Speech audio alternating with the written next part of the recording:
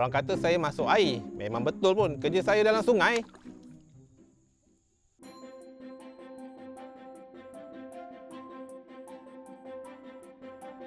Ikan bukan sekadar makanan. Ia merupakan komponen yang sangat penting dalam kestabilan ekosistem. Di Malaysia ni kita ada lebih kurang 600 spesies ikan air tawar dan setakat ni saya dah berjaya rekodkan hampir 400 spesies. Ikan yang saya rekodkan, saya simpan di muzium di universiti sebagai bahan rujukan dan sehingga kini saya dah berjaya terbitkan 3 buah buku bersama rakan-rakan universiti dan lebih 30 jurnal akademik online supaya boleh dikongsikan kepada orang ramai. Objektif saya sebenarnya adalah nak mengenal pasti spesies ikan yang masih wujud dan juga nak jaga habitatnya sebelum ia pupus.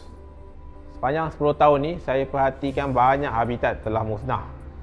Salah satunya adalah habitat beta Persephone yang kini semakin sukar dijumpai. Apabila kualiti air sungai menurun, ikan akan mula pupus dan sumber makanan kita akan berkurang dan kehidupan komuniti kita akan terkesan.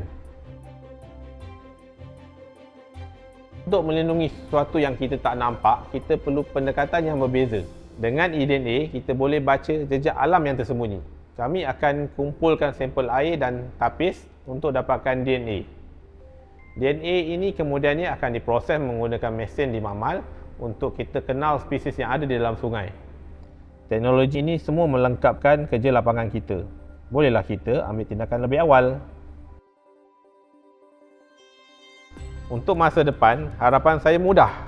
Dengan sambungan lancar dan kemajuan teknologi, mungkin satu hari nanti kita akan ada mesin atau smart sensor yang boleh bantu lindungi lebih banyak spesies ikan daripada kepupusan. Bersama, kita membina masa depan.